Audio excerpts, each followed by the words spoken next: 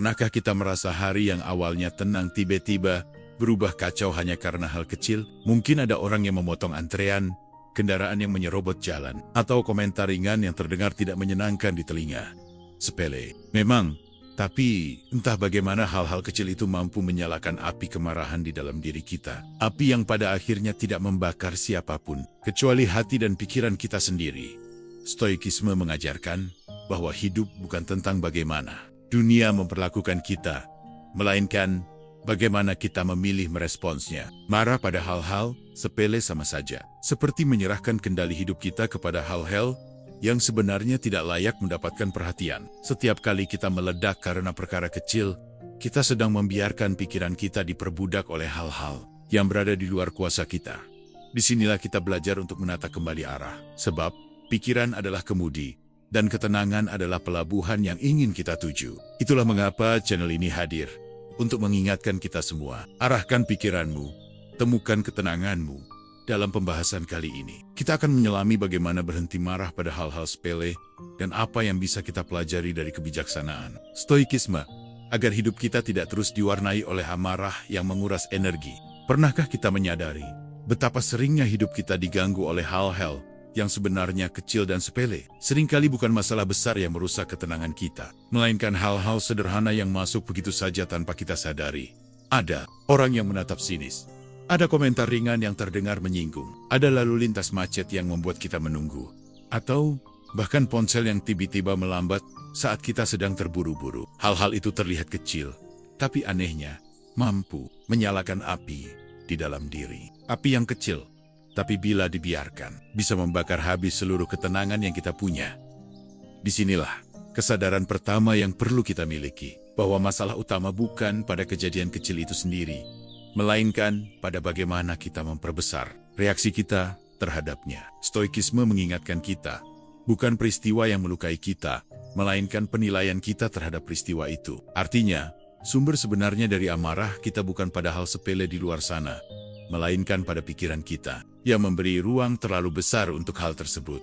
Bayangkan sebuah percikan api. Percikan itu sendiri tidak berbahaya, tapi jika jatuh di tumpukan kertas kering, percikan itu bisa menjadi kobaran yang sulit dipadamkan. Begitu pula dengan hal-hal sepele yang terjadi dalam hidup. Ketika pikiran kita kering, rapuh, dan penuh dengan bensin emosional yang siap terbakar, maka satu percikan kecil saja bisa membuat kita meledak. Pertanyaannya, mengapa kita sering membiarkan percikan itu tumbuh menjadi api? Jawabannya sederhana. Karena kita jarang sadar pada saat kecil itu terjadi. Kita begitu cepat larut dalam kebiasaan lama, bereaksi otomatis. Ada orang memotong antrean, kita langsung marah. Ada suara klakson keras, kita langsung tersinggung. Ada pesan singkat yang dibalas singkat, kita langsung curiga dan merasa tidak dihargai. Kita tidak memberi jeda pada diri sendiri untuk menyadari apakah hal itu memang layak untuk mengganggu kedamaian kita.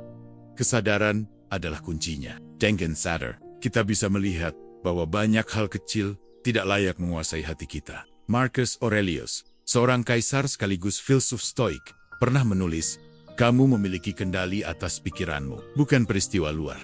Sadari ini, dan kamu akan menemukan kekuatan." Dalam kata-kata itu terkandung pelajaran penting.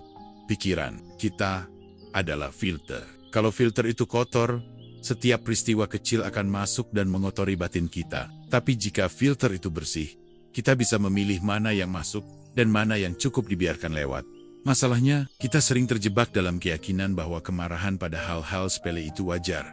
Bahkan perlu. Kita merasa marah itu bentuk pembelaan diri, tanda bahwa kita punya harga diri. Padahal, marah pada hal kecil justru menunjukkan bahwa kita tidak memiliki kendali penuh atas diri sendiri. Bagaimana mungkin kita mengaku kuat bila sekadar komentar atau tindakan kecil orang lain bisa mengoyak ketenangan kita? Lebih jauh lagi, kesadaran akan api kecil yang membakar besar mengingatkan kita pada harga yang harus kita bayar.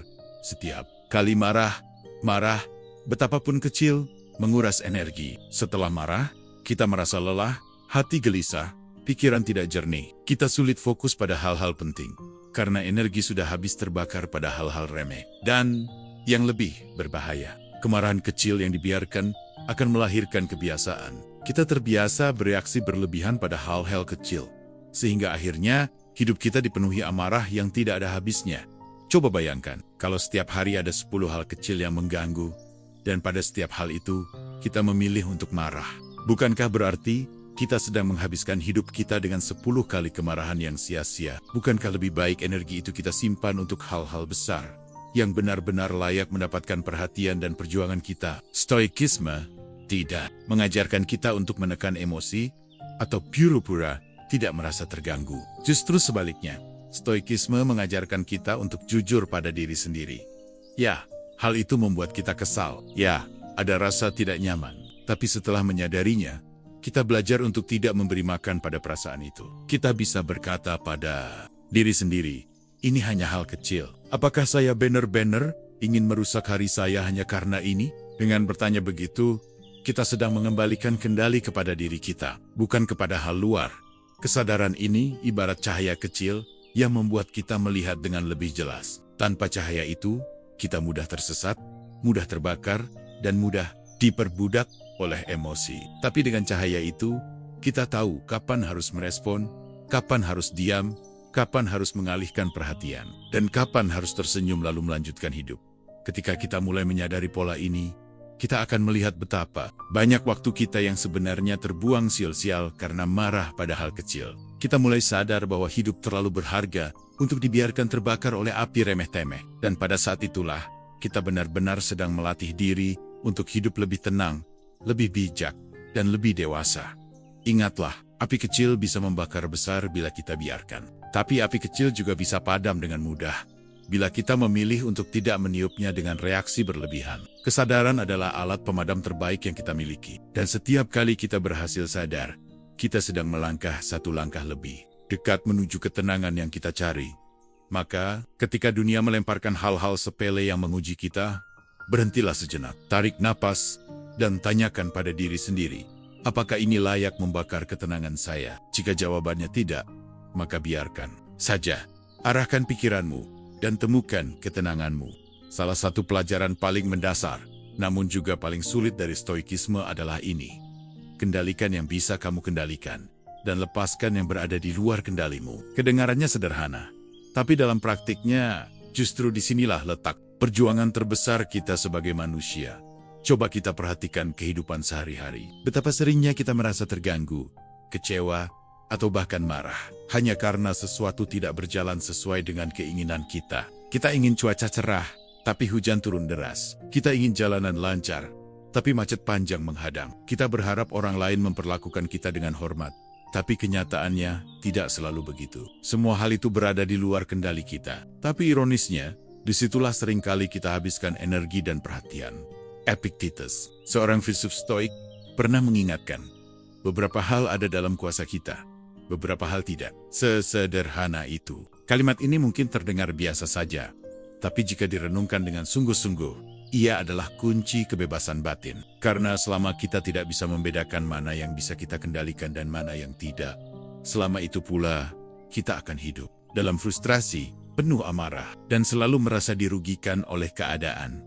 Bayangkan seseorang yang marah setiap kali hujan turun. Ia mengomel, merasa sial, bahkan mungkin menyalahkan dunia. Padahal, hujan tidak pernah meminta izin untuk turun, dan tidak ada satupun manusia yang bisa menghentikannya. Kemarahan orang itu tidak akan mengubah apapun, selain membuat batinnya sendiri semakin gelap. Bandingkan dengan orang yang melihat hujan turun, lalu berkata, ini di luar kendaliku. Yang bisa ku kendalikan adalah bagaimana aku meresponsnya. Maka ia mungkin memilih memakai payung, menunda perjalanan, atau sekadar menikmati bunyi rintik.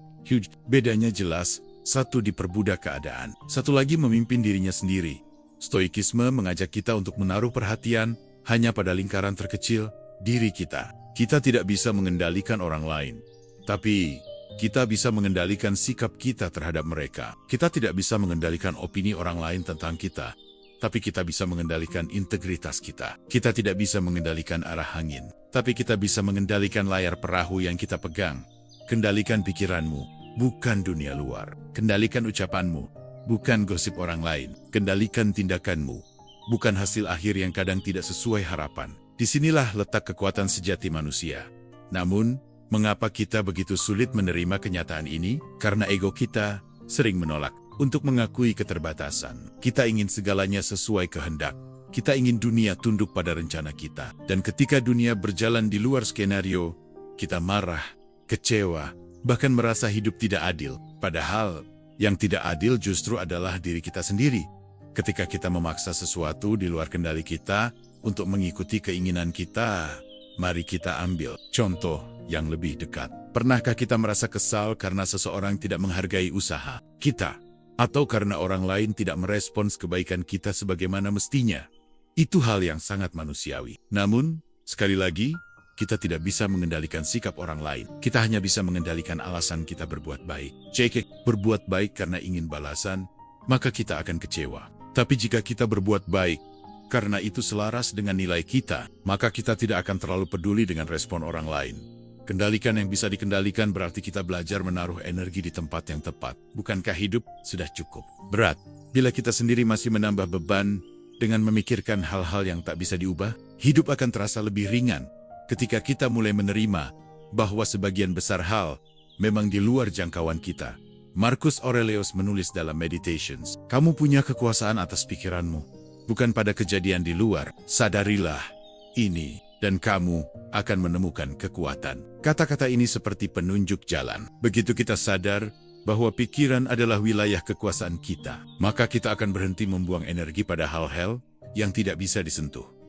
Masalahnya, kita sering menukar pasisi. Kita berusaha motivation, mengendalikan yang tidak bisa dikendalikan. Sementara hal-hal yang justru bisa kita kendalikan, malah kita abaikan. Kita mencoba mengatur orang lain, tapi gagal mengatur emosi sendiri. Kita ingin mengendalikan opini orang, tapi lupa mengendalikan ucapan kita sendiri. Kita ingin memastikan masa depan berjalan sesuai rencana, tapi lupa mengendalikan apa yang kita lakukan hari ini.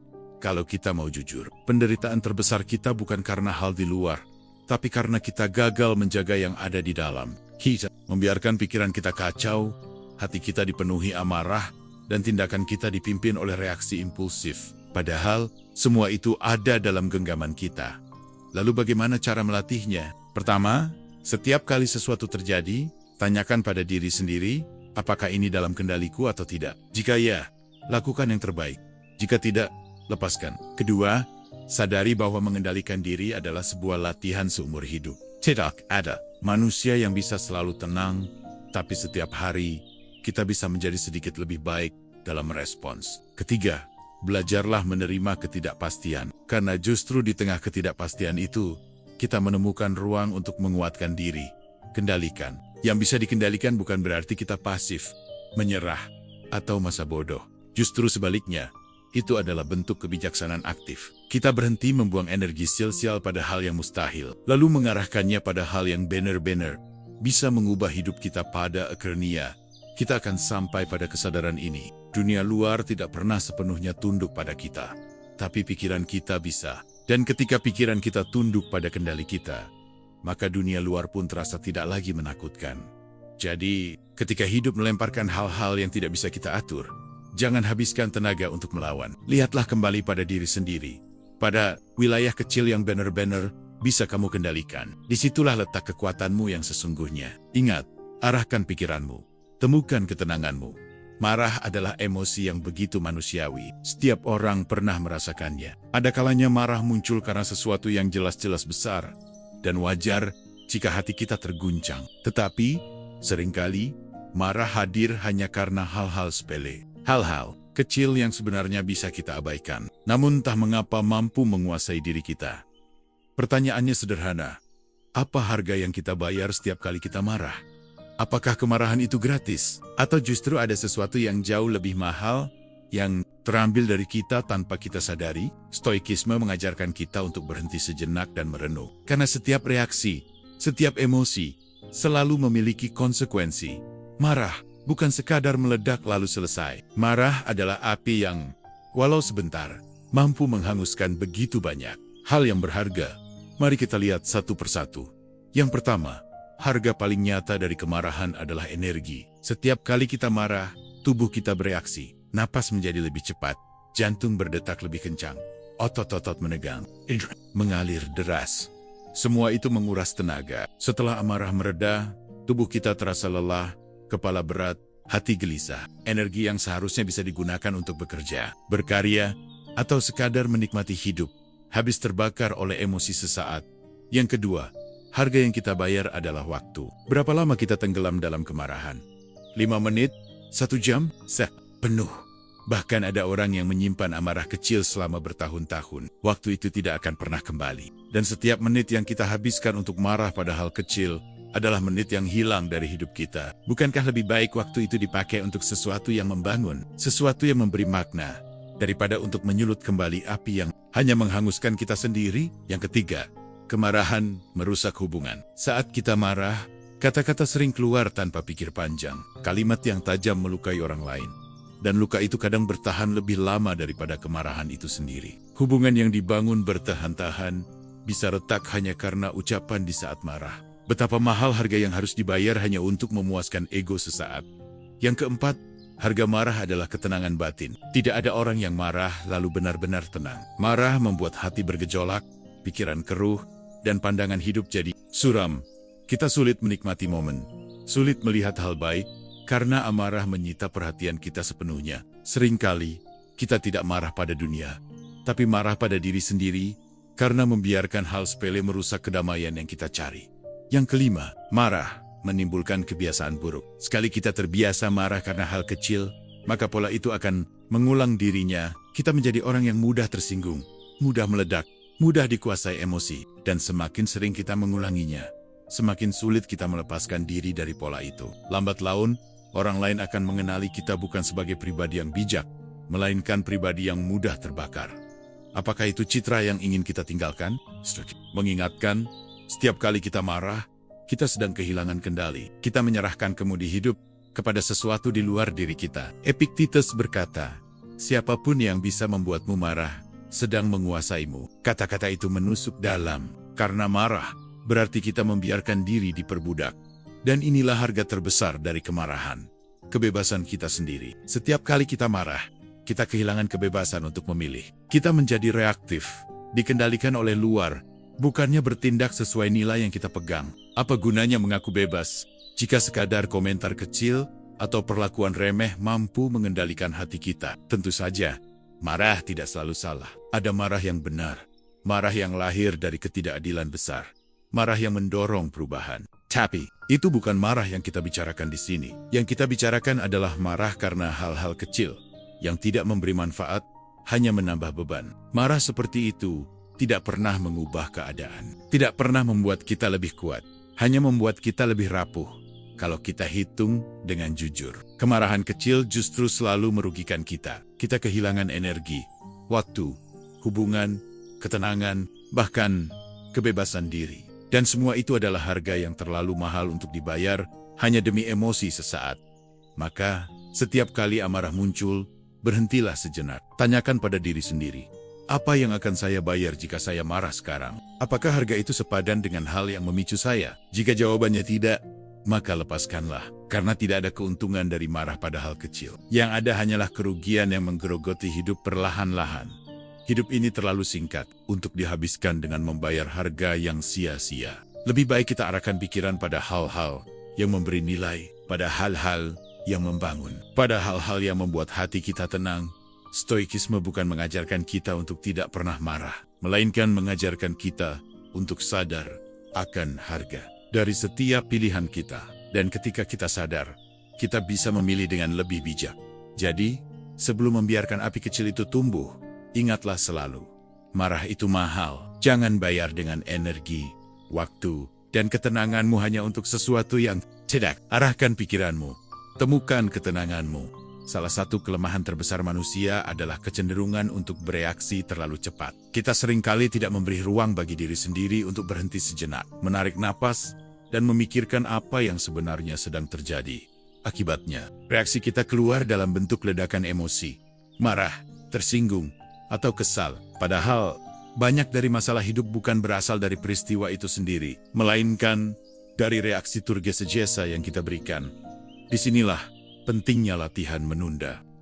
Sebuah kebijaksanaan sederhana yang diajarkan stoikisme. Jangan langsung menanggapi setiap hal yang datang. Beri jeda, karena dalam jeda itu, kita menemukan kebebasan untuk memilih respons, bukan sekadar bereaksi. Bayangkan seseorang yang tiba-tiba menyinggung kita dengan ucapan yang tidak enak didengar. Reaksi spontan yang muncul biasanya adalah membalas, meninggikan suara, atau setidaknya menyimpan rasa sakit hati. Tetapi, apa yang terjadi jika kita menunda reaksi? Kita diam sebentar, tarik napas, lalu bertanya pada diri sendiri. Apakah perkataan ini benar-benar layak menguasai hati saya? Apakah saya harus menanggapi sekarang juga? Atau justru lebih baik saya biarkan lewat? Latihan menunda reaksi bukan berarti kita menekan emosi atau pura-pura tidak merasa terganggu. Justru sebaliknya, kita mengakui bahwa emosi itu ada, kita menodari kemunculannya, lalu memilih untuk tidak langsung dikendalikan olehnya. Kita menjadi pengamat dari diri sendiri. Kita melihat amarah yang muncul, tapi tidak buru-buru memeluknya. Marcus Aurelius pernah menulis, kemarahan pada hal-hal kecil adalah tanda bahwa pikiranmu tidak mampu memberi jarak. Memberi jarak, inilah yang dimaksud dengan menunda reaksi. Karena dengan jarak, kita tidak lagi menjadi budak dari impuls pertama yang muncul. Mari kita renungkan sejenak. Berapa banyak penyesalan yang muncul dalam hidup kita? Hanya karena kita terlalu cepat bereaksi? Berapa kali kita berkata atau melakukan sesuatu yang akhirnya kita sesali? Hanya karena tidak menunggu beberapa detik untuk berpikir? Seringkali, luka terbesar dalam hubungan bukan datang dari niat jahat, melainkan dari kata-kata tergesa yang diucapkan dalam kemarahan. Latihan menunda reaksi adalah seni mengendalikan diri. Seperti seorang prajurit yang terlatih, kita tidak menembakkan panah pada setiap bayangan yang lewat. Kita menunggu, mengamati, memastikan apakah memang pantas untuk melepaskan panah itu. Ada beberapa cara sederhana untuk melatihnya. Pertama, tarik napas dalam-dalam setiap kali emosi muncul. Napas adalah jembatan antara tubuh dan pikiran. Dengan bernapas, kita memberi waktu bagi diri sendiri untuk menenangkan sistem saraf, sehingga tidak langsung terseret ke dalam reaksi. Kedua, gunakan pertanyaan singkat sebagai pengingat. Misalnya, apakah ini penting? Atau apakah ini akan berarti 5 tahun ke depan? Pertanyaan-pertanyaan sederhana ini memaksa pikiran untuk berhenti sejenak dan menilai situasi dari perspektif yang lebih luas. Ketiga, biasakan memberi waktu. Tidak semua hal perlu direspons seketika. Kadang, membiarkan sesuatu berlalu tanpa reaksi justru adalah respons terbaik. Dalam dunia yang serba cepat ini, kemampuan untuk menunda justru menjadi tanda kedewasaan. Epictetus mengingatkan, bukan apa yang terjadi padamu yang menyakiti, tapi bagaimana kamu bereaksi terhadapnya. Reaksi cepat biasanya lahir dari ego yang merasa harus selalu benar, harus selalu membalas, harus selalu menunjukkan kuasa. Tapi kebijaksanaan justru lahir dari kemampuan untuk berkata, aku bisa bereaksi, tapi aku memilih untuk menunda. Aku bisa marah, tapi aku memilih untuk diam. Menunda reaksi memberi kita ruang untuk berpikir. Apakah emosi yang muncul memang sesuai dengan nilai yang kita pegang? Jika iya, kita bisa menanggapinya dengan cara yang bijak. Jika tidak, kita bisa memilih untuk melepaskannya. Tengen Bijitsu, kita tidak lagi menjadi korban dari dorongan sesaat. Lebih jauh lagi, latihan ini mengajarkan kita bahwa tidak semua hal dalam hidup perlu ditanggapi. Banyak hal kecil yang sebenarnya akan hilang dengan sendirinya jika kita tidak memberi makan dengan reaksi kita. Sama seperti api kecil yang akan padam jika tidak diberi oksigen, begitu juga hal-hal sepele akan mati jika tidak kita tanggapi dengan emosi. Namun, jangan salah paham. Menunda reaksi bukan berarti kita diam selamanya. Ada saatnya kita memang perlu bertindak, perlu berbicara, perlu menegur. Tetapi dengan menunda, kita memastikan bahwa tindakan itu lahir dari pertimbangan, bukan dari amarah buta. Dengan menunda, kita memberi kesempatan bagi akal sehat untuk ikut bicara, bukan hanya emosi yang berteriak. Seiring waktu, latihan ini akan membentuk kebiasaan baru. Kita tidak lagi dikenal sebagai pribadi yang mudah tersulut, melainkan pribadi yang tenang, yang bijak, yang tidak tergesa-gesa. Dan ketenangan itu bukan hanya memberi manfaat bagi diri kita, tapi juga bagi orang-orang di sekitar kita. Karena kehadiran seseorang yang tenang selalu menjadi obat di tengah dunia yang gaduh. Hidup ini penuh dengan hal-hal yang bisa memicu reaksi. Dunia tidak akan berhenti menguji kita, tapi kita selalu punya pilihan. Bereaksi tergesa atau menunda dan memilih dengan bijak. Pilihan itu sepenuhnya ada di tangan kita. Jadi, setiap kali api kecil mulai muncul dalam hati, berhentilah sebentar. Tarik napas, beri jarak. Tanyakan, apakah ini layak? Dengan begitu, kita sedang melatih diri untuk tidak diperbudak oleh emosi. Kita sedang melatih diri untuk hidup sesuai arah yang kita tentukan. Karena pada akhirnya, Latihan menunda reaksi adalah salah satu cara paling nyata untuk menjalankan pesan sederhana. Arahkan pikiranmu, temukan ketenanganmu. Salah satu penyebab terbesar dari kegelisahan kita adalah karena kita sering gagal membedakan antara hal yang penting dan hal yang tidak penting. Kita mencampur adukan keduanya, seolah semua hal dalam hidup ini punya bobot yang sama. Akibat hal-hal sepele yang seharusnya bisa diabaikan, justru menguasai hati kita. Sementara hal-hal besar yang benar-benar menentukan arah hidup malah terabaikan. Pernahkah kita marah besar hanya karena seseorang tidak membalas pesan dengan cepat? Atau merasa kesal sepanjang hari hanya karena ucapan kecil dari orang lain? Padahal, jika dibandingkan dengan hal-hal yang jauh lebih besar, kesehatan kita, keluarga kita, tujuan hidup kita, masalah itu tidak ada artinya sama sekali. Tapi anehnya, justru hal-hal kecil itulah yang sering membuat hidup kita terasa berat. Stoikisme mengajarkan kita untuk melatih pikiran agar mampu memilah. Tidak semua hal pantas mendapat perhatian. Tidak semua hal perlu kita masukkan ke dalam hati. Dalam Meditations, Marcus Aurelius menulis, "Kamu akan menemukan ketenangan jika kamu bisa membatasi perhatianmu hanya pada hal-hal yang benar-benar penting." Kata-kata itu adalah pengingat bahwa kebahagiaan bukan datang dari memiliki lebih banyak, melainkan dari memilih lebih sedikit, memilih hanya yang esensial. Masalahnya, pikiran kita sering memperlakukan hal kecil seolah-olah besar. Kita membesarkan sesuatu yang remeh, memberi energi pada hal-hal yang seharusnya bisa kita lewati begitu saja. Sama seperti seseorang yang membawa kerikil kecil di dalam sepatu, lalu mengeluh sepanjang jalan. Kerikil itu sebenarnya mudah dibuang, tapi karena tidak segera dikeluarkan, ia menjadi sumber penderitaan yang besar. Membedakan mana yang penting dan mana yang tidak penting adalah keterampilan yang harus dilatih. Caranya sederhana. Selalu tanyakan pada diri sendiri, apakah hal ini benar-benar penting dalam gambaran besar hidup saya? Apakah ini akan masih berarti 5 tahun dari sekarang? Apakah hal ini pantas saya tukar dengan ketenangan saya? Mari kita ambil contoh. Seseorang memotong antrean di depan kita. Pentingkah? Tidak. Hidup kita tidak akan berubah karena itu. Tapi jika kita marah, berteriak, dan menyulut pertengkaran, kita sedang menjadikan hal kecil itu penting. Padahal sebenarnya, tidak. Kita mengangkat sesuatu yang remeh menjadi beban yang kita pikul sendiri. Sebaliknya, ada hal-hal yang justru benar-benar penting, tapi sering kita abaikan.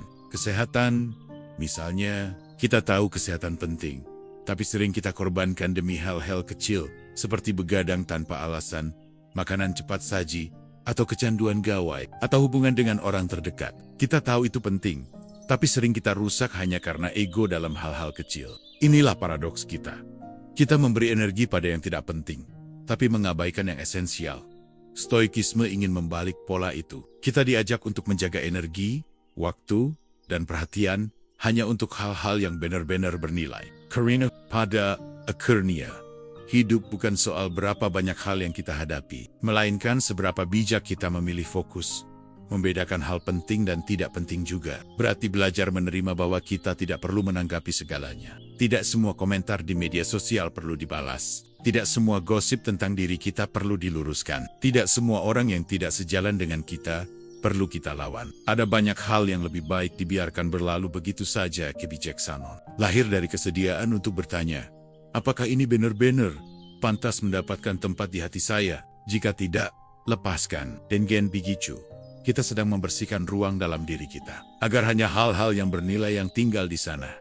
Bayangkan pikiran kita seperti sebuah rumah. Jika rumah itu dipenuhi barang-barang tak berguna, kita akan merasa sesak, sumpek, dan tidak nyaman. Tapi jika kita hanya menyimpan hal-hal yang benar-benar berguna dan indah, rumah itu menjadi tempat yang damai. Begitu pula dengan pikiran. Jika kita memenuhi pikiran dengan hal-hal sepele, maka kita akan selalu resah. Tapi jika kita hanya menyimpan hal-hal penting, maka pikiran kita akan tenang.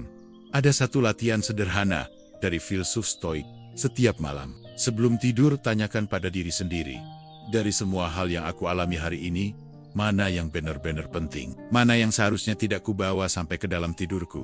Dengan pertanyaan itu, kita belajar memilah, membersihkan, dan menjaga pikiran tetap jernih. Ketika kita bisa membedakan hal penting dan tidak penting, kita akan lebih hemat dalam menggunakan energi batin. Kita tidak lagi membuang tenaga untuk hal-hal yang tidak menambah nilai hidup kita. Sebaliknya, kita bisa mengarahkan perhatian pada hal-hal yang benar-benar berharga. Kesehatan, hubungan, pekerjaan yang bermakna, perkembangan diri, dan kontribusi kepada sesama. Ingatlah, kemarahan sering muncul karena kita memperlakukan hal sepele seolah-olah penting. Tapi begitu kita sadar bahwa hal itu sebenarnya tidak penting, amarah pun kehilangan kekuatannya. Seperti bayangan yang hilang ketika cahaya dinyalakan, begitu pula hal-hal kecil akan tampak remeh ketika kita melihatnya dari perspektif yang lebih luas. Hidup ini terlalu singkat untuk dipenuhi dengan hal-hal yang tidak berarti. Waktu kita terbatas, energi kita terbatas, perhatian kita terbatas. Maka gunakanlah dengan bijak. Simpan hanya untuk hal-hal yang benar-benar layak. Pada akhirnya, membedakan hal penting dan tidak penting adalah salah satu cara terbaik untuk menjaga era hidup. Karena hanya dengan itu, kita bisa menghindari jebakan hal kecil yang menguras, sekaligus memberi ruang bagi hal besar yang membangun. Jadi, ketika sesuatu datang mengusik pikiranmu, berhentilah sejenak. Tanyakan, apakah ini penting? Jika tidak, lepaskan. Jika iya, hadapi dengan tenang. Begitulah cara kita melatih diri untuk tetap berjalan di jalan yang benar. Dan pada saat itulah, kita benar-benar sedang menjalani pesan sederhana ini. Arahkan pikiranmu, temukan ketenanganmu. Salah satu alasan mengapa kita sering marah pada hal-hal kecil adalah karena kita melihatnya terlalu dekat. Kita menatapnya seolah-olah hal itu adalah pusat dari dunia. Padahal, jika kita menyingkir sedikit, mengambil jarak, dan melihat dari perspektif yang lebih luas, kita akan sadar betapa kecilnya masalah itu dalam gambaran besar kehidupan. Bayangkan sebuah titik hitam kecil di atas kertas putih. Jika kita menempelkan kertas itu tepat di depan mata, titik hitam itu akan menutupi pandangan kita. Tapi jika kita menjauhkan kertas itu, titik hitam itu hampir tidak berarti, tenggelam di antara luasnya ruang putih. Begitulah cara masalah kecil bekerja. Ia tampak besar hanya karena kita meletakkannya terlalu dekat. Dengan kesadaran kita, Stoikisme mengajarkan kita untuk selalu mengingat skala hidup yang lebih luas. Marcus Aurelius sering merenung tentang betapa singkatnya kehidupan manusia dibandingkan dengan luasnya waktu. Apa artinya sebuah ejekan, sebuah komentar buruk, atau sebuah gangguan kecil jika dibandingkan dengan perjalanan hidup yang panjang, atau bahkan dengan alam semesta yang abadi? Dalam perspektif yang lebih luas, hal-hal itu bukan hanya kecil, tapi nyaris tidak ada artinya. Masalahnya, kita sering terjebak dalam sudut pandang sempit. Kita membiarkan kejadian hari ini menentukan suasana hati seolah-olah itu adalah segalanya. Kita lupa bahwa apa yang membuat kita marah sekarang, mungkin besok sudah hilang dari ingatan. Dan dalam 5 tahun ke depan, mungkin kita bahkan tertawa ketika mengingat betapa seriusnya kita mempermasalahkan hal itu. Mari kita coba latihan sederhana. Ingatlah satu hal kecil yang pernah membuatmu marah beberapa tahun lalu. Apakah masalah terasa penting sekarang? Kebanyakan dari kita akan sadar bahwa hal itu tidak lagi punya bobot. Bahkan mungkin kita merasa bodoh karena dulu membiarkan hal itu merusak hari kita. Inilah bukti nyata bahwa banyak kemarahan lahir hanya karena kita gagal melihat dari perspektif yang lebih luas. Perspektif luas juga membantu kita menilai prioritas. Ketika kita menatap hidup dalam jangka panjang, kita mulai bertanya, apakah hal ini akan memengaruhi masa depan saya? Apakah hal ini benar-benar akan berarti dalam perjalanan hidup saya? Jika jawabannya tidak, maka marah hanyalah bentuk menunaikan waktu. Epictetus berkata, jangan biarkan hal-hal kecil menguasai dirimu. Ingatlah, kamu adalah bagian dari sesuatu yang jauh lebih besar. Kata-kata ini mengingatkan kita bahwa dunia tidak berputar hanya di sekitar ego kita. Ada hal-hal yang lebih besar. Ada nilai yang lebih tinggi, ada tujuan hidup yang lebih luas daripada sekadar urusan kecil sehari-hari. Ambil contoh sederhana. Macet di jalan, kita marah, kita kesal, kita membunyikan klakson berulang kali. Tapi, dalam perspektif luas, apa arti kemacetan itu? Apakah ia akan menghancurkan hidup kita? Tidak. Yang benar-benar penting adalah bagaimana kita mengisi waktu itu. Apakah dengan mengeluh, atau dengan memanfaatkannya untuk berpikir, mendengar sesuatu yang berguna, atau sekadar melatih kesabaran. Atau bayangkan seseorang yang mengkritik kita dengan kata-kata pedas. Dari dekat, kata-kata itu menusuk hati. Tapi dari jauh, apakah kata-kata itu akan menentukan siapa kita sebenarnya? Tidak. Identitas kita tidak ditentukan oleh opini orang lain, melainkan oleh bagaimana kita memilih. Antak hidup, perspektif luas membuat kita sadar bahwa kritikan orang lain hanyalah bagian kecil dari perjalanan panjang kita. Hidup ini ibarat peta besar. Jika kita hanya menatap satu titik kecil, kita akan merasa terjebak di sana. Tapi jika kita melihat peta secara keseluruhan, kita sadar bahwa titik itu hanyalah bagian kecil dari rute panjang yang sedang kita tempuh. Dan jika kita terus bergerak maju, titik kecil itu akan segera tertinggal jauh di belakang. Melatih perspektif luas juga berarti mengingat kefanaan kita, orang-orang di sekitar kita, bahkan masalah-masalah kita. Semua pada akhirnya akan hilang, ditelan waktu. Marcus Aurelius sering mengingatkan dirinya sendiri dengan berkata, "Lihatlah bintang-bintang, dan ingatlah betapa kecilnya dirimu." Kata-kata itu bukan untuk merendahkan diri, melainkan untuk menyadarkan bahwa apa yang membuat kita gusar sebenarnya tidak sebesar yang kita kira. Jika kita bisa melihat dari perspektif luas, kita akan lebih mudah memaafkan. Kita akan lebih mudah menertawakan hal-hal kecil yang dulu membuat kita kesal. Karena kita tahu, dalam gambaran besar kehidupan, itu semua hanya bagian kecil yang nyaris tak berarti. Namun, bukan berarti kita mengabaikan segalanya. Perspektif luas tidak menjadikan kita pasif. Justru sebaliknya, ia membuat kita lebih bijak dalam memilih. Mana yang layak diperjuangkan, mana yang bisa dilepaskan. Ia memberi kita kemampuan untuk melihat masalah, bukan dari kacamata sesaat, tapi dari kacamata perjalanan panjang. Hidup ini terlalu luas untuk dipersempit oleh kemarahan pada hal kecil. Dunia ini terlalu besar untuk dipersempit oleh luka ego. Maka, setiap kali sesuatu mengusik hati, berhentilah sebentar dan tanyakan, dalam skala hidup saya, apakah ini benar-benar penting? Jika tidak, biarkan ia larut dalam aliran waktu. Dengan perspektif luas, hati kita tidak lagi mudah terbakar. Kita belajar menaruh perhatian hanya pada hal-hal yang benar-benar berarti. Kita menjadi lebih tenang, lebih sabar, lebih mampu berjalan, tanpa terbebani oleh kerikil kecil yang ada di jalan pada akhirnya. Perspektif luas bukan hanya cara melihat, tapi juga cara hidup. Sebuah sikap batin yang berkata, "Aku memilih untuk tidak dikuasai oleh hal kecil, karena aku tahu, hidup ini jauh lebih besar." Dan ketika kita bisa hidup dengan perspektif itu, kita sedang melangkah menuju ketenangan sejati. Seperti biasa, pesan ini sederhana. Arahkan pikiranmu, temukan ketenanganmu. Hidup tidak pernah benar-benar tenang. Selalu ada kekacauan di sekitar kita. Jalanan macet, pekerjaan menumpuk, orang-orang dengan sikap yang tidak selalu menyenangkan, berita buruk yang datang setiap hari, sampai hal-hal kecil yang tiba-tiba muncul tanpa kita duga. Dunia luar memang penuh dengan kebisingan, dan kita tidak pernah bisa mengendalikannya sepenuhnya. Namun, Stoikisme mengajarkan bahwa ketenangan sejati bukan datang dari dunia luar yang sunyi, melainkan dari batin yang terlatih untuk tetap tenang di tengah kekacauan. Bukan berarti kita harus lari dari hiruk-pikuk, tapi justru belajar untuk tetap berdiri tegak di dalamnya. Bayangkan lautan yang luas. Ombak akan selalu datang, kadang kecil, kadang besar. Kita tidak bisa memerintahkan laut, untucked time, tapi seorang pelaut terlatih tahu bagaimana menyesuaikan layarnya, menjaga keseimbangan kapalnya, dan tetap tenang meski badai menghantam. Begitu pula dengan hidup. Kekacauan akan selalu ada, tapi pikiran yang terlatih bisa menjadi jangkar yang menjaga kita tetap stabil. Masalah kita seringkali bukan pada kekacauan itu sendiri, melainkan pada pikiran yang ikut kacau karenanya. Kita membiarkan diri terseret arus, kita panik, kita marah, kita bereaksi berlebihan. Seakan-akan kita harus ikut bergejolak setiap kali ada sesuatu yang mengusik. Padahal, sebenarnya kita punya pilihan. Apakah kita mau ikut larut, atau tetap menjaga ketenangan di dalam diri?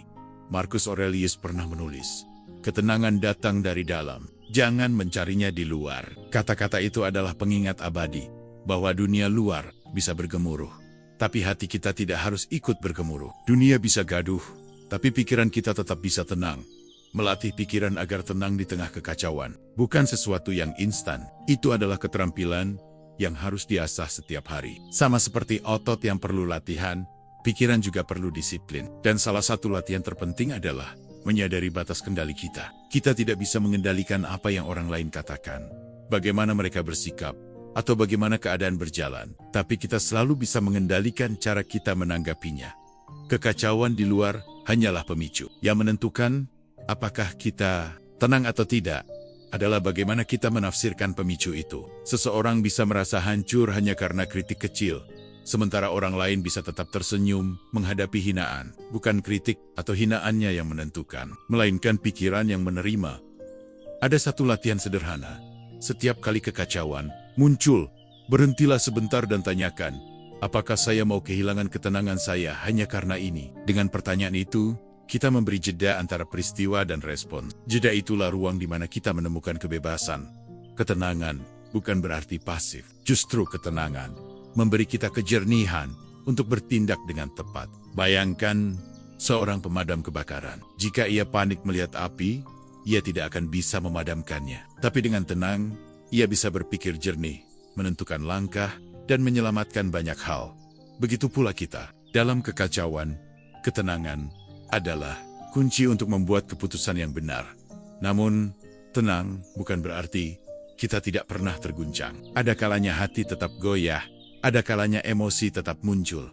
Itu wajar, kita manusia, bukan batu. Yang membedakan adalah bagaimana kita memperlakukan emosi. Apakah kita langsung dikuasai olehnya, atau kita menyadarinya lalu memilih untuk tidak larut di dalamnya. Stoikisme juga mengingatkan bahwa hidup memang dirancang dengan kekacauan. Tidak ada satu hari pun yang benar-benar sempurna. Selalu hal kecil yang tidak berjalan sesuai harapan. Jika kita menunggu dunia menjadi tenang agar hati kita damai, kita akan menunggu selamanya.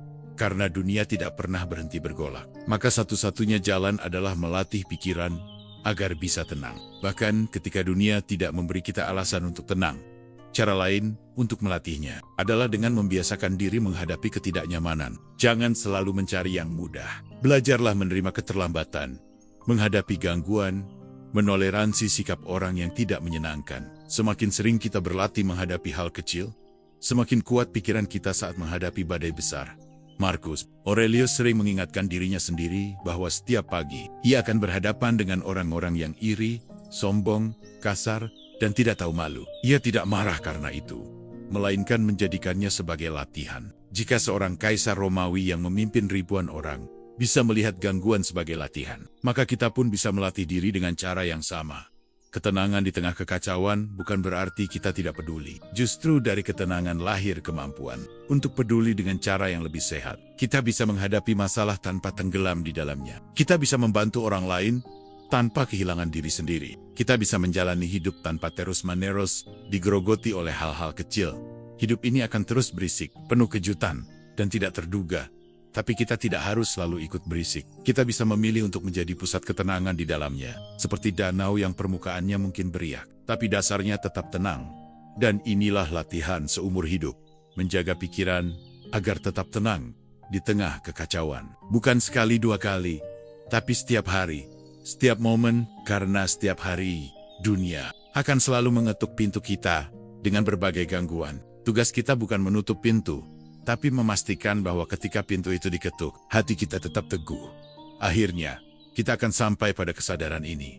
Kekacauan di luar mungkin tidak pernah berhenti, tapi ketenangan di dalam selalu bisa kita temukan. Jika kita mau melatihnya, itulah mengapa pesan ini penting untuk terus diingat.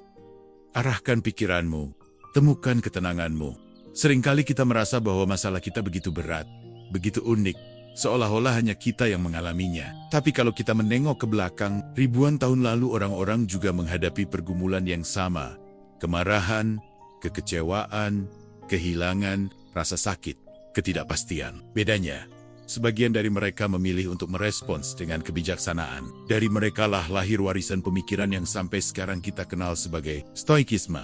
Belajar dari para filsuf Stoik berarti belajar dari orang-orang yang bukan hanya berbicara, tapi juga benar-benar menjalani hidup dalam realitas yang keras. Mereka bukan sekadar menulis teori indah, melainkan menulis dari pengalaman menghadapi kekacauan nyata. Ambil contoh Epictetus. Ia lahir sebagai seorang budak. Bayangkan, hidup dalam keterbatasan, tidak punya kebebasan, diperlakukan seolah-olah bukan manusia penuh. Banyak orang akan hancur dalam kondisi seperti itu. Tapi Epictetus justru menemukan kebebasan batin. Ia menyadari satu hal sederhana tapi kuat. Saya tidak bisa mengendalikan apa yang dilakukan orang lain terhadap saya. Tapi saya selalu bisa mengendalikan pikiran saya sendiri. Dari kesadaran itu lahirlah ajaran tentang dikotomi kendali bahwa hidup menjadi lebih ringan ketika kita berhenti menghabiskan energi untuk hal-hal di luar kendali kita. Epictetus bisa saja menghabiskan hidupnya dalam kemarahan kepada tuannya, kepada keadaan, kepada nasib. Tapi ia memilih untuk tidak. Ia untuk merdeka di dalam batinnya. bahkan ketika tubuhnya masih terikat rantai. Itulah bukti nyata bahwa ketenangan bukan ditentukan oleh keadaan luar, melainkan oleh kualitas pikiran kita. Lalu ada Seneca. Ia adalah seorang penulis, politisi, sekaligus penasihat Kaisar Nero. Hidupnya bergelimang kekuasaan, tapi juga penuh intrik dan bahaya. Ia tahu betul bagaimana dunia politik bisa kejam, bagaimana fitnah dan pengkhianatan bisa datang kapan saja. Namun di tengah itu semua, ia menulis surat-surat yang berisi kebijaksanaan mendalam tentang bagaimana menjalani hidup dengan tenang, bagaimana menghadapi kemarahan, keserakahan, dan rasa takut. Salah satu nasihat Seneca yang terkenal adalah, kemarahan adalah singkatnya kegilaan. Ia melihat bahwa ketika kita marah, kita kehilangan akal sehat. Kita tidak lagi mengendalikan diri, melainkan dikendalikan oleh emosi. Karena itu, menurut Seneca, tidak ada alasan untuk membiarkan diri dikuasai amarah, apalagi untuk hal-hal kecil. Setiap momen marah adalah momen di mana kita menyerahkan kendali diri kita kepada sesuatu di luar kita. Dan tentu, ada Marcus Aurelius, Kaisar Romawi, pemimpin dari salah satu kerajaan terbesar di dunia. Kita mungkin berpikir, seorang kaisar yang memiliki kekuasaan begitu besar bisa hidup dengan nyaman. Tapi kenyataannya, hidupnya penuh tekanan, perang yang tidak ada habisnya, wabah penyakit, pengkhianatan politik, bahkan kehilangan orang-orang terdekatnya. Namun, di tengah semua itu, Marcus menulis catatan pribadinya yang sekarang kita kenal sebagai Meditations. Marcus tidak menulis untuk orang lain. Ia menulis untuk dirinya sendiri, sebagai pengingat agar tetap tenang, tetap rasional, tetap rendah hati. Salah satu kalimatnya yang sederhana tapi mendalam adalah, kamu memiliki kendali atas pikiranmu, bukan peristiwa di luar. Sadarilah ini, dan kamu akan menemukan kekuatan. Bayangkan, seorang kaisar dengan beban yang mungkin tidak bisa kita bayangkan, tetap mengingatkan dirinya untuk fokus pada pikiran, bukan keadaan. Ia tidak kebal terhadap rasa sakit. Ia tidak kebal terhadap kehilangan, tapi ia berlatih untuk tidak membiarkan hal itu merampas ketenangannya. Dari Epictetus, kita belajar tentang kebebasan batin. Dari Seneca, kita belajar tentang bahaya amarah. Dari Marcus Aurelius, kita belajar tentang tanggung jawab menjaga pikiran di tengah beban besar. Tiga tokoh ini, dengan latar belakang yang sangat berbeda, seorang budak, seorang politisi, dan seorang kaisar, menunjukkan satu hal yang sama. Ketenangan bukan milik orang kaya atau miskin, bukan milik orang berkuasa atau tidak, tapi milik siapa saja yang mau melatih pikirannya. Ketika kita membaca karya-karya mereka, kita seolah-olah sedang duduk bersama seorang guru yang mengingatkan kita, jangan biarkan hal kecil menguasaimu, jangan biarkan dunia luar menentukan batinmu, jangan biarkan kemarahan merampas jiwamu. Mereka mengajarkan bahwa kehidupan akan selalu penuh gangguan, tapi kita bisa tetap memilih untuk tenang. Mungkin kita tidak akan pernah menjadi kaisar seperti Marcus, atau politisi seperti Seneca, atau budak seperti Epictetus. Tapi masalah yang kita hadapi sehari-hari, dalam esensinya, sama dengan mereka. Orang yang sulit dihadapi, keadaan yang tidak bisa kita kendalikan, kehilangan yang menyakitkan. Dan karena itu, ajaran mereka tetap relevan hingga hari ini.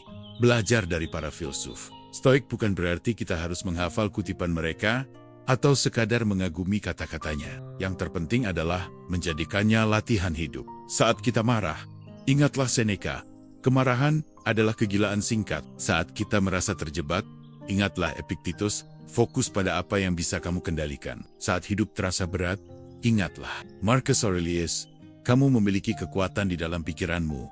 Stoikisme bukan teori mati, tapi praktik sehari-hari. Dan belajar dari para filsuf Stoik membantu kita menyadari bahwa kita tidak sendirian dalam perjuangan ini. Mereka sudah melaluinya. Mereka sudah meninggalkan jejak kebijaksanaan. Dan sekarang giliran kita untuk melanjutkan, menerapkannya dalam kehidupan modern kita. Dan pada akhirnya, ketika kita bisa belajar dari mereka dan melatih pikiran kita, kita sedang berjalan di jalur yang sama. Jalur menuju ketenangan sejati. Sebab seperti yang selalu kita ingat bersama, arahkan pikiranmu, temukan ketenanganmu. Kemarahan adalah emosi yang sangat manusiawi. Semua orang pernah marah. Dari hal-hal kecil seperti seseorang memotong antrean, sampai hal-hal besar seperti dikhianati orang yang kita percayai. Tidak ada manusia yang benar-benar kebal terhadap marah, tapi yang membedakan kita adalah bagaimana kita memperlakukan kemarahan itu. Sebagian orang membiarkan kemarahan menguasai dirinya. Mereka berteriak, menghancurkan, menyakiti orang lain, bahkan menyakiti dirinya sendiri. Dalam sekejap. Kemarahan bisa menjadi api yang melahap segalanya. Tapi, stoikisme menawarkan cara lain. Menjadikan kemarahan bukan sebagai api yang membakar, melainkan sebagai cahaya yang menerangi. Bukan sebagai kekuatan destruktif, tapi sebagai guru yang mengajarkan kebijaksanaan.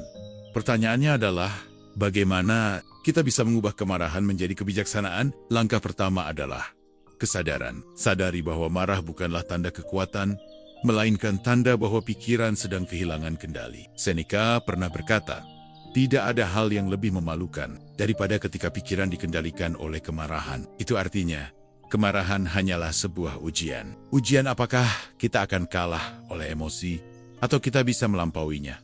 Ketika marah muncul, kita bisa memilih untuk berhenti sejenak dan bertanya, apa sebenarnya yang membuat saya marah? Seringkali, penyebab kemarahan hanyalah tafsir kita terhadap sebuah peristiwa, bukan peristiwanya sendiri. Seseorang memotong antrean. Apakah itu benar-benar bencana, atau hanya pelanggaran kecil yang sebenarnya tidak akan mengubah hidup kita? Dengan bertanya demikian, kita memberi ruang bagi pikiran untuk menilai ulang. Dan di ruang itu, kebijaksanaan mulai lahir. Langkah kedua adalah menjadikan kemarahan sebagai cermin. Setiap kali kita marah, itu adalah kesempatan untuk melihat diri sendiri lebih dalam. Mengapa saya tersinggung? Apakah saya terlalu menuntut? Apakah saya terlalu ingin mengendalikan hal yang seharusnya di luar kendali saya? Dengan menjadikan kemarahan sebagai refleksi, kita bisa mengenali titik-titik rapuh dalam diri kita yang perlu diperkuat. Stoikisme tidak pernah meminta kita untuk menekan emosi sampai hilang. Tidak. Justru, stoikisme mengajak kita untuk memandang emosi sebagai bahan latihan. Jika marah datang, jangan hanya melawan atau melarikan diri darinya. Gunakan ia sebagai latihan untuk melatih kesabaran, kerendahan hati, dan kejernihan berpikir.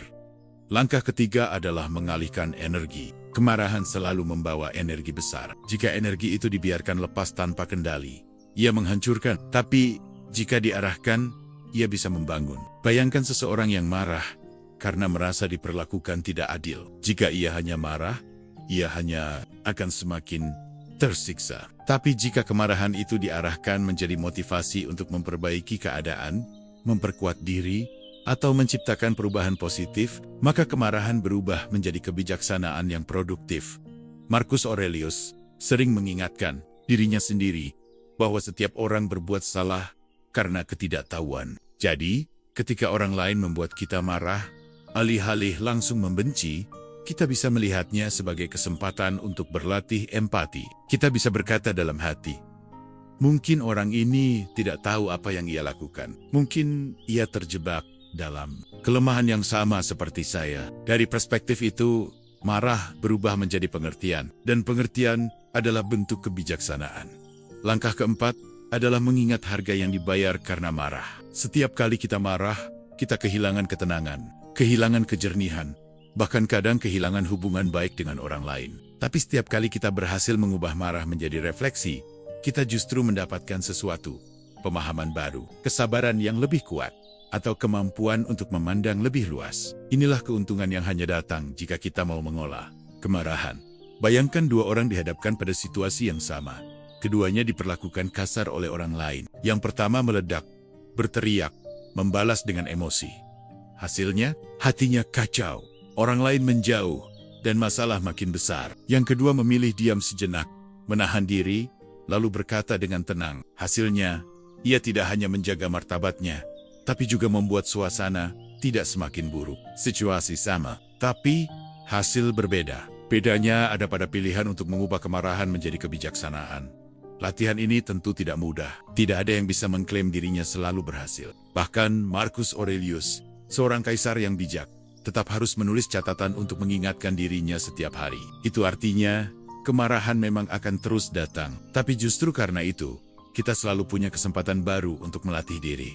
Kemarahan bisa menjadi musuh yang merusak atau guru yang menguatkan. Semua tergantung bagaimana kita memperlakukannya. Jika kita membiarkan diri dikuasai, ia menjadi musuh. Jika kita mau mengolahnya, ia menjadi guru. Dan disitulah kebijaksanaan ditemukan. Bukan pada hidup tanpa marah, tapi pada kemampuan untuk menjadikan marah sebagai bahan latihan jiwa. Akhirnya, kita menyadari bahwa ketenangan tidak lahir dari dunia yang selalu sesuai keinginan kita, melainkan dari batin yang mampu mengubah bahkan hal negatif sekalipun menjadi pelajaran. Di ini, kita benar-benar sedang menjalani pesan stoikisme. Arahkan pikiranmu, temukan ketenanganmu. Pada akhirnya, semua pembahasan kita tentang marah dari kesadaran akan api kecil yang bisa membesar, tentang kendali atas diri, tentang harga yang harus dibayar, tentang latihan menunda reaksi, tentang memilah yang penting dan tidak penting, tentang perspektif yang lebih luas, tentang melatih ketenangan, tentang belajar dari para filsuf stoik, hingga bagaimana mengubah kemarahan menjadi kebijaksanaan. Semua itu bukan hanya teori. Semua itu adalah arah yang membawa kita menuju kehidupan yang lebih damai. Kemarahan akan selalu ada. Dunia tidak akan berhenti memberi kita alasan untuk marah. Akan selalu ada orang yang mengecewakan, keadaan yang tidak sesuai harapan, dan kejadian-kejadian kecil yang memicu emosi. Jika kita menunggu dunia menjadi sempurna agar kita bisa tenang, maka kita akan menunggu selamanya. Karena ketenangan bukan hadiah dari dunia luar. Ketenangan adalah keputusan batin. Stoikisme mengajarkan bahwa arah hidup yang bijaksana adalah arah yang menuju pengendalian diri, bukan pelarian. Bukan dengan menekan emosi, tapi dengan mengelolanya. Bukan dengan menghindari masalah, tapi dengan menghadapinya dengan jernih. Bayangkan hidup kita seperti sebuah kapal. Angin, ombak, dan badai adalah hal-hal di luar kendali kita. Kadang angin bertiup terlalu kencang, kadang ombak terlalu tinggi, kadang cuaca terlalu gelap. Kita tidak bisa menghentikan angin, kita tidak bisa menahan ombak, tapi kita selalu bisa mengarahkan kemudi. Kita bisa memilih kemana kapal ini akan berlayar, meskipun lautnya tak pernah bisa kita atur. Begitu juga dengan hidup kita. Kita tidak bisa mengatur orang lain agar selalu sesuai dengan keinginan kita. Kita tidak bisa mengatur keadaan agar selalu mendukung kita. Tapi kita bisa mengatur pikiran kita. Kita bisa mengatur respon kita. Dan disitulah kebebasan sejati berada. Setiap kali kita marah pada hal-hal sepele, sebetulnya kita sedang menyerahkan kemudi itu kepada ombak. Kita membiarkan sesuatu yang kecil menguasai arah perjalanan kita. Kita membiarkan emosi sesaat mengganggu ketenangan jangka panjang kita. Tapi setiap kali kita berhasil menahan diri, setiap kali kita bisa mengubah marah menjadi kebijaksanaan, maka saat itu juga kita sedang mengambil kembali kendali atas kemudi hidup kita. Marcus Aurelius pernah menulis, "Kamu memiliki kekuatan atas pikiranmu, bukan atas peristiwa di luar. Sadarilah ini, dan kamu akan menemukan kekuatan." Kata-kata itu adalah pengingat bahwa arah hidup kita tidak ditentukan oleh hal-hal kecil yang memancing emosi, tapi oleh kesadaran kita dalam responsnya. Mari kita bayangkan, seandainya dalam sehari saja kita bisa menahan satu kemarahan kecil. Satu saja. Mungkin saat seseorang bersikap tidak sopan di jalan, atau ketika pekerjaan tidak berjalan mulus. Satu momen kecil di mana kita memilih tenang daripada marah. Bayangkan bagaimana hal itu mengubah hari kita. Bayangkan jika itu kita latih setiap hari. Pelan-pelan, tanpa terasa, hidup kita akan dipenuhi lebih banyak ruang untuk damai. Lebih banyak energi untuk hal-hal penting. Lebih banyak kekuatan untuk menghadapi hal-hal besar. Itulah arah yang jelas yang ditawarkan oleh stoikisme. Bukan hidup tanpa masalah, tapi hidup dengan pikiran yang mampu menghadapi masalah. Bukan hidup tanpa marah, tapi hidup dengan kebijaksanaan untuk mengubah marah menjadi guru. Dan ketika arah itu semakin kuat, kita akan sampai pada satu kesadaran, bahwa kebahagiaan bukanlah tentang memiliki dunia yang sempurna, melainkan tentang memiliki pikiran yang tertata.